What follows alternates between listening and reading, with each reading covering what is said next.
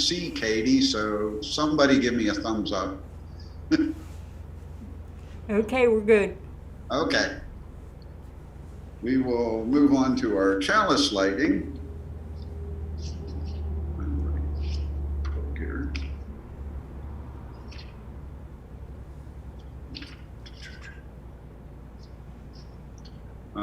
The chalice lighting today comes from Langston Hughes from our Hold fast to dreams, for if dreams die, life is a broken winged bird that cannot fly.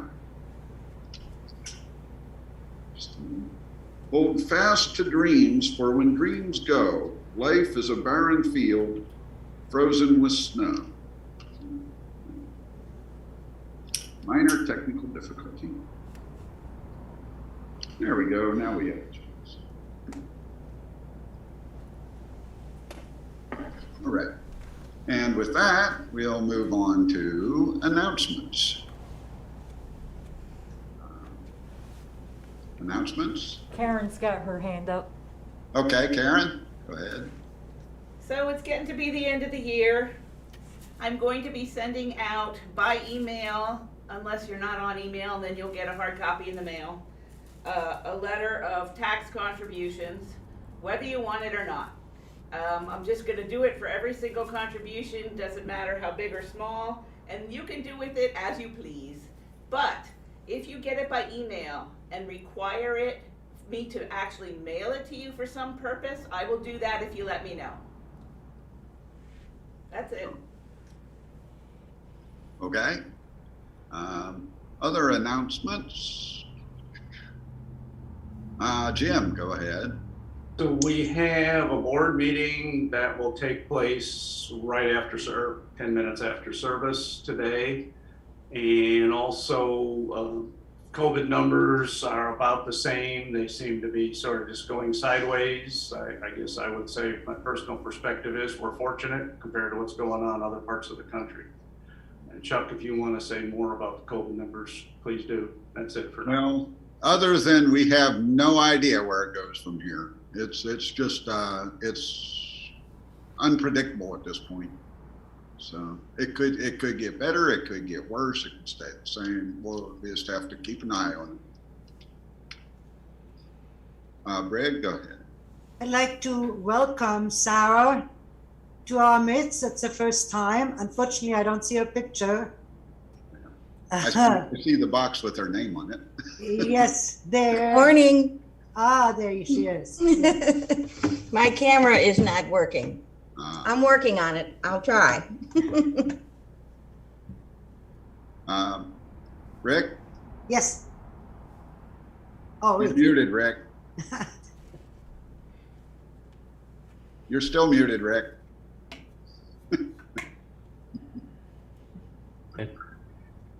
Yeah, we're not going to be having our Thursday night get together for the next couple of weeks, I think, because of various conflicts. But we will resume, I'm assuming the first Thursday after the new year. Yeah. And we cordially invite you to come and bring your favorite TED Talk so we can eviscerate it. Yeah, or something like that. Or something like that. Okay, any more announcements? Let's see. Well, Patty already talked about caroling at KC's will be Thursday at what time, Patty? 3:30. 3:30 KC's. Okay. Carrie was waving at church. Oh, Carrie. Sorry. Sorry. Go ahead, Carrie. Next Sunday, we're going to have a real special program. I'm real excited about it. Bill Davis will be here playing music, as far as I know. And we have 3 special speakers. You'll have to stay tuned to find out who they are. All right. So if you don't come, you'll never know. Well, unless you watch the recording on YouTube later. But hey, you know what I mean. All right, are there any other announcements? And this time I'm watching at church to see if any hands are frantically waving. I don't see any, so I will assume that that's all. And we will move on to today's reading. Also from our hymnal, I chose this in celebration of the imminent winter solstice, which will be on Tuesday at 9:59 a.m. Central Time. So you know. This is called Reflections on a Resurgence of Joy by Dory Janine Summers. How short the daylight hours have now become. How gray the skies, how barren seem the trees. A damp and chilling wind has gripped my mind and made me gloomy too. But there is that in me which reaches up toward light and laughter, bells and carolers, and knows that my religious myth and dream of reborn joy and goodness must be true, because it speaks the truths of older myths. That light returns to balance darkness, life surges in the evergreen and us, and babes are hope and saviors of the world as miracles abound in common things. Rejoice and join in the gladness of Christmas. Now, for our talk today, it's my pleasure to welcome back our friend, Brig Brown. Brig, it's all yours. Thank you. Dream your life and then live your dream. Do you live the life of your dreams? And is the life you dream actually about you? Do you think it to be selfish, wanting to live a life you dream of? Good morning, everybody. It is so good to see you again, and happy holidays. Well, I hope you're all doing well today, and I hope everybody can hear me well. I will not be boring you with a traditional Christmas story today. However, though what I'm sharing with you has a little to do with Christmas, has nothing to do with Christmas. Maybe you all will find a valuable gift in what you hear today. Because today, we will examine the possibility of living a more aware, happy, and fulfilled life for yourself. Expect to go home with new inspirations and maybe better dreams. I'm here today to give you an abundance of seeds for thought, which might be helping you and inspire you to change some of your outlooks on life. And those, especially those who are holding you back. So my first question to you was, do you live the life of your dreams? Do you even know what your dream life looks like? Do you dare to dream a life just for yourself? Or do you settle for mediocre or contentment without thinking much about it? Many people believe it to be noble to dedicate their entire life to their children or family, while ignoring their own needs and wants.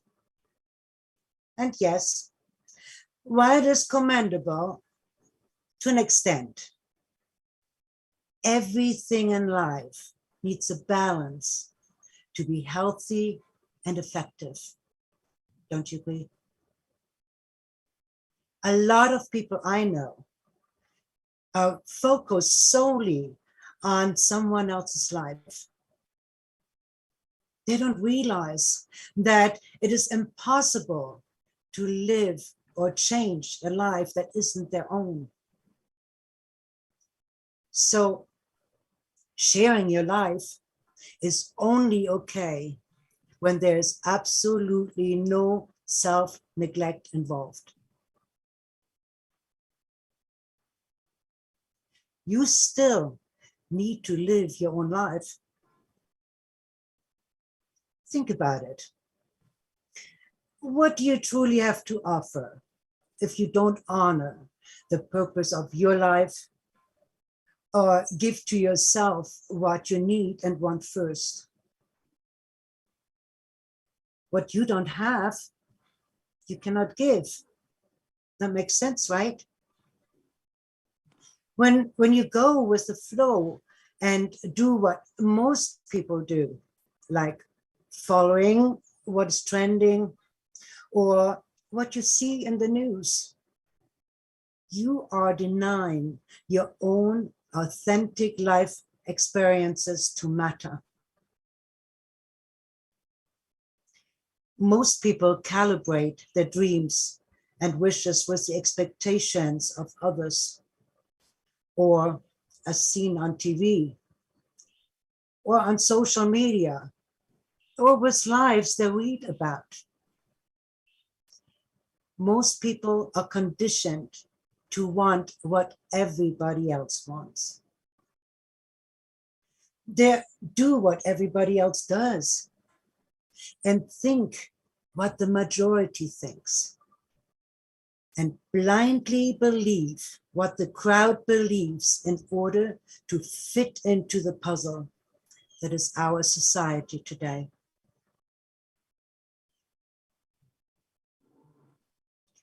We go with the flow without much consideration for our own lives.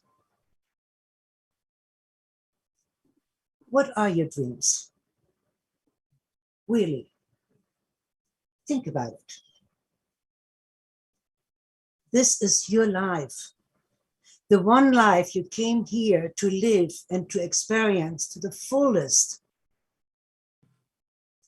The cliche life we're supposed to dream is like becoming popular and having a family, a successful career, or a big house, a great car, a secure income, and a savings account that will gain the respect of our community. That was initially my official dream as well. Many of us believe to need another person to make them happy, to deliver on their dream. So, of course, I also dreamt of finding a man in my life who loves me, makes me happy, and makes all my dreams come true. Most of us do not realize that our happiness cannot be fulfilled by someone else. Happiness is absolutely an inside job. Throughout my life, I had a secret dream. A dream I didn't share because it was a different dream.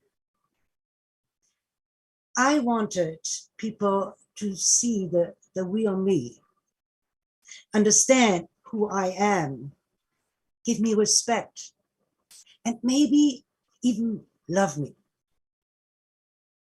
I had a desperate need for validation in order to believe a possible purpose for myself. On top of all, I wanted to live a meaningful and unpretentious life, a life of value and strength that could support my desire to help others. I longed for inner peace and a meaningful spot on this earth. That was my true desire, my honest dream. The dream I was afraid to dream and to share. The dream I never thought would come true for me. So on and off, I spent much of my life chasing that dream without truly understanding what exactly I should do, what path to follow. There were so many to consider. I was so busy running after what I thought I wanted in order to be whole and respected, a part of a community. And so I neglected what really mattered, my life. Discouraged by my lack of success at most of my practices, I was emotionally worn out and convinced that I was just not worthy of anything good. So I invented a life and a persona that I thought people would admire and let me into their circle. I no longer would be an outsider. I finally would fit in. I just wanted to be accepted as one of them. It never worked. I lived a lie. I realized later that you just can't be someone you are not. It just doesn't work. If I would have been honest with myself, I never felt comfortable or respected the person I was pretending to be. On top of it, I was afraid that any of my lies would come to light and I would be exposed as a fraud. And that, of course, made me even feel more insecure. I was tangled up in Charlotte's web. I didn't trust myself. So how on earth could I expect anyone else to trust me? My life was truly a mess. It felt like I was dangling between heaven and hell without a landing place inside. As a result, my lack of self-love transcended into illness and despair. I gave up trying. Then, one day, on my daily walks to the park, I noticed a little book laying on a park bench. First, I walked by, thinking that someone nearby must have left it and surely would come back for it. On my way back, the book was still there. I looked around, but I seemed to be the only one there. This park wasn't used by many. So I sat on the bench and inspected the book. I wanted to look for a name or address of its owner. And also I felt drawn to its mystical artwork on the cover. And when I opened it, a plain white piece of paper fell out. Wait, I still have it. Can you read it? For you. I am not kidding you. Can you imagine my shock and my surprise? I looked around to see if someone was pranking me, but it seems that I was alone. So I studied the title of the book, The Four Agreements, a Toltec wisdom book by Don Miguel Ruiz. It was a small, soft-covered book with only 160 pages. I never heard about Toltec wisdom before, yet something inside almost forced me to keep on reading. And before I knew it, I had read the entire book right there where I found it. My head was spinning. No one could have known how profoundly my life would have changed just by reading this little book. Nothing ever had made so much sense to me. It was like I had received my owner's manual on how to live my human life.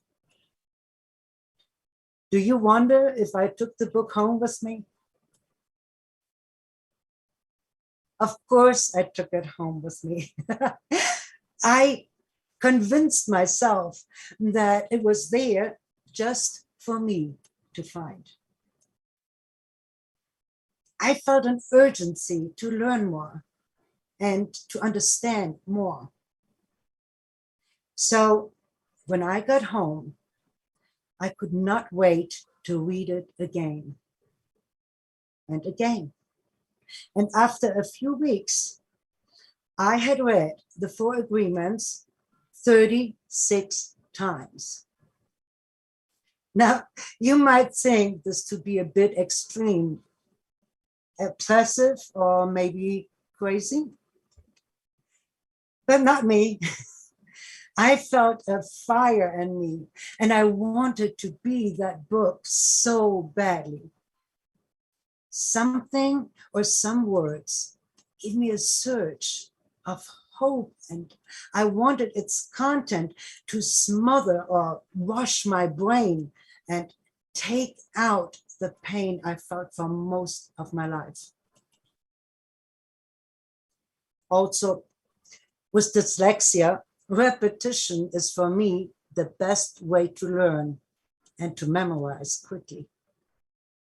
So, to be even more reinforcing, I also purchased the audiobook with Peter Coyote as narrator. I tell you, it was so great for listening in my car. I still do it every now and then. I was hooked and inspired to change much of my viewpoint about life. I totally had an aha moment. And yes, everything changed for me after reading the Four Agreements. It almost came naturally. Something amazing happened. Awareness had arrived. It felt like waking up from a long, heavy coma filled with nightmares, and I suddenly understood everything. Even the parts I didn't understand in the beginning now make total sense to me. This little book became my roadmap for my life. Using it as guidelines helped me realize that I was responsible for the way I felt about myself and how I lived my life. That I don't need validation from anyone except myself. The Four Agreements helped me rebuilding my life with purpose. So, of course, we all know intimately that changes take practice, time, and a lot of passion. Yeah, and patience. Changes don't come easy. And though I began to awaken, this was not a total instant transformation. I had to put my new awareness into practice. And realizing how important it was to keep momentum going for doing this kind of work, I never stopped. What I learned opened my mind to discover new ways, my ways. Going back to the old me was not an option I ever considered. This was my lifeline. This was my chance to be better and better every day in every way. And realizing how much power I actually had to create my life in any way I wanted gave me the freedom to let go of any resistance and old beliefs. I was so motivated by my new awareness that with every paycheck, I purchased 20 copies of the Four Agreements. And I handed them out to the homeless on the streets of San Francisco. I was so grateful for this experience, and I wanted others to have a chance to have their aha moment. I did this for about 2 years, and almost 500 homeless people in the city were reading the Four Agreements. It made me feel so proud. Many times I sat with a group of people next to their makeshift home under the highway bridges, and we talked about the book and its teachings. Of course, not everybody understood right away for any different reasons. For some, it may not have been their time to awaken. However, I know of several people personally who were able to change their lives for the better after reading this book. Its simplicity helped us understand and gave us a jump start for transcending old beliefs that no longer served our lives. Beliefs that weren't ours to begin with. Today, I truly live the life of my dreams, and it looks much different than any of my old dreams from earlier years. I am so very grateful to the author and, of course, the person who left this book for me to find. Are you curious about this amazing book? Has someone here read the Four Agreements? Wonderful. Now let me share with you all a summary of the Four Agreements by theartofliving.com. Here it goes. You are living in a dream. Your world is made up of labels, concepts, and beliefs. But these labels, concepts, and beliefs are illusions. You are living in a dream. This dream has been programmed into you using words through a training process that began the day you were born. Words that came from your parents, your teachers, your communities, and your peers. Words that grew into the labels, concepts, and beliefs that define the rules and the boundaries of your present reality. But this dream isn't soft or harmless. To you, its illusions are as real and as tangible as the laws of physics. They are the rules that tell you about yourself and the people around you. They are the rules that tell you how things are, should, or must be. They help you find order in chaos.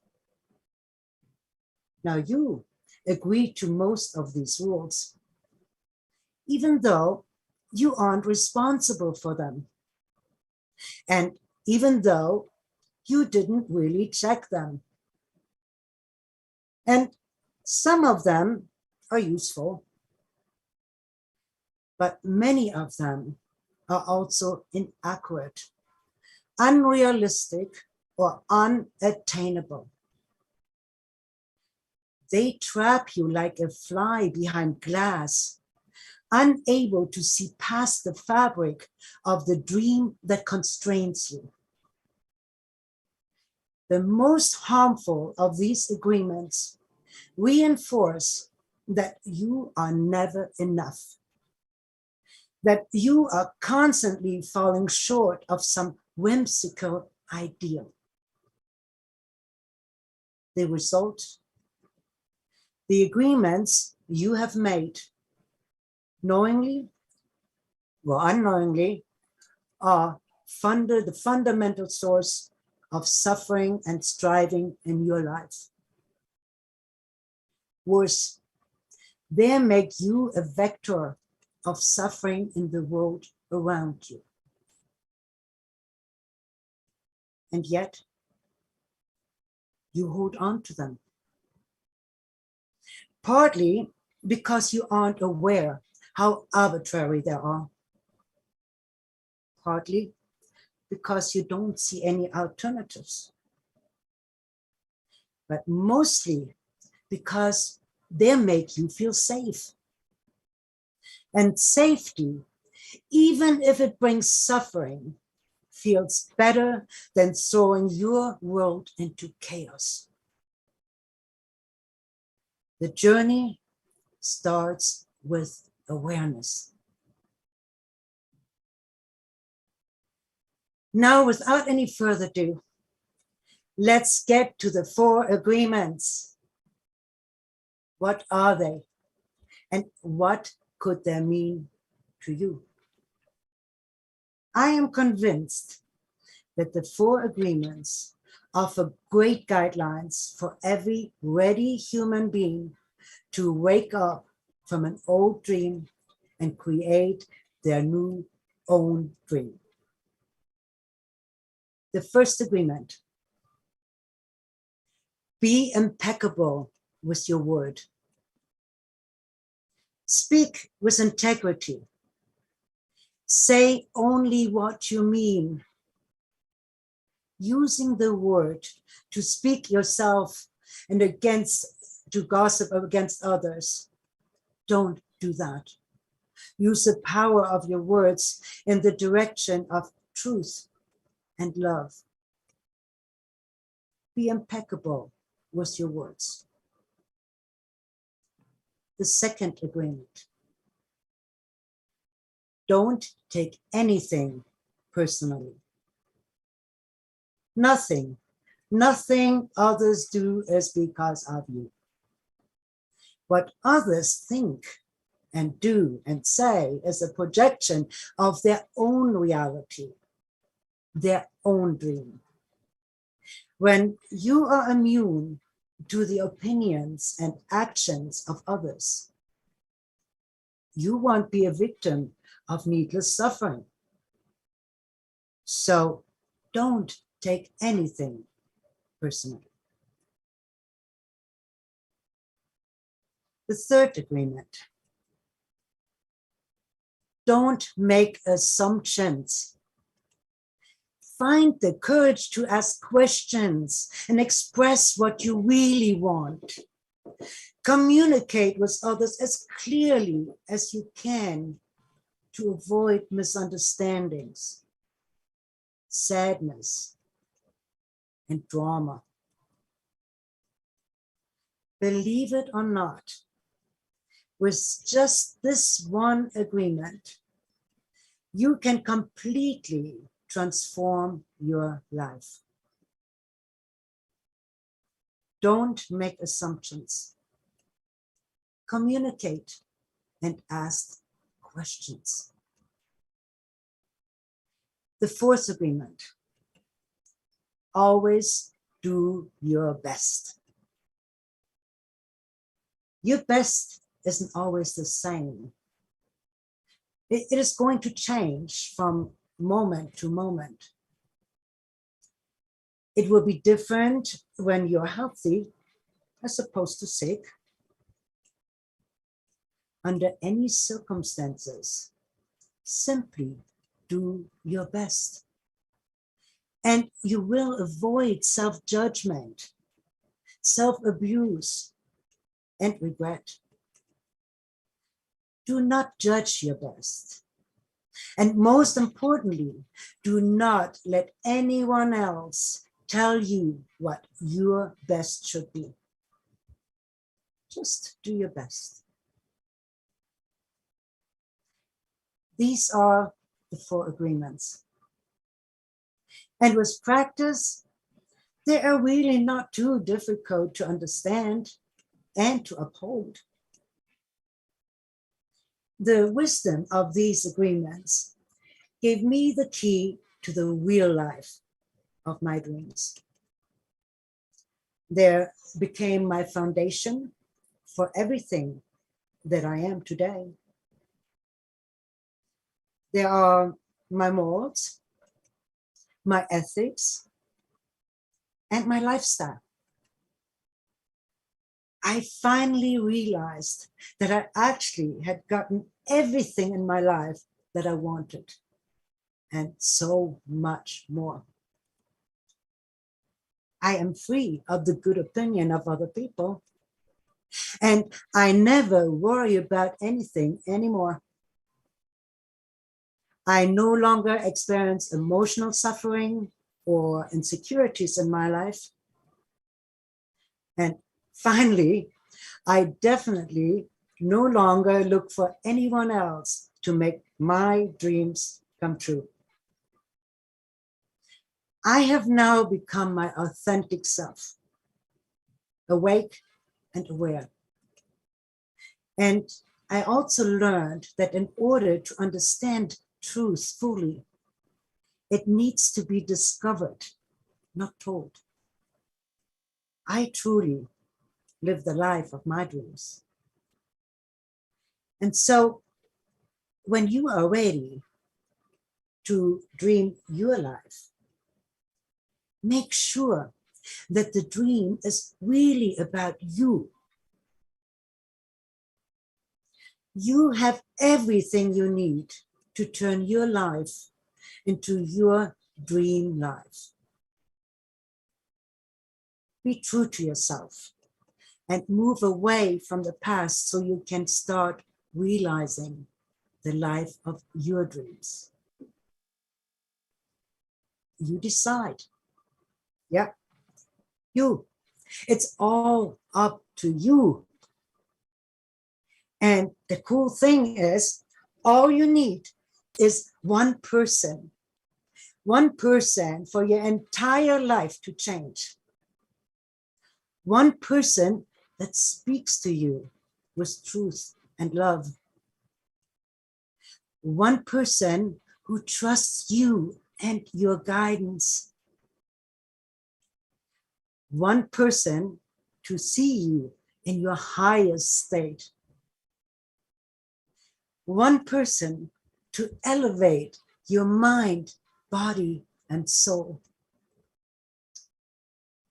One person to believe so much that your dreams and aspirations are evolving into your reality. That person needs to be you. The essence of your power comes into knowing that you are whole and complete entirely on your own. By taking responsibilities for one's spiritual awakening and transforming of self, you are directly impacting humanity's awakening. Your personal evolution is needed for the world to change. So, living the life of your dreams is not selfish.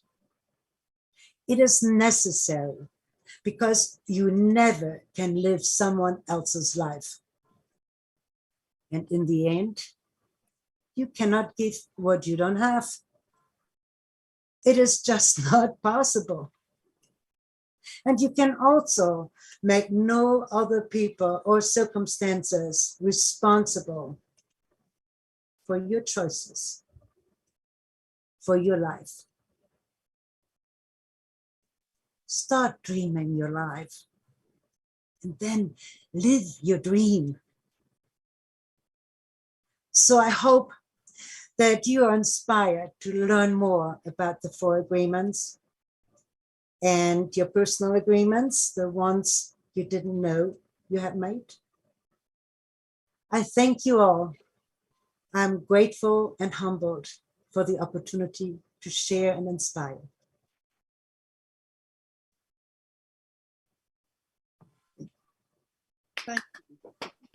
Thank you, Brig. Appreciate that. Our closing words today from Barbara Peskin from our hymnal. Because of those who came before, we are. In spite of their failings, we believe. Because of and in spite of the horizons of their vision, we too dream. And with that, we will close the service. And we will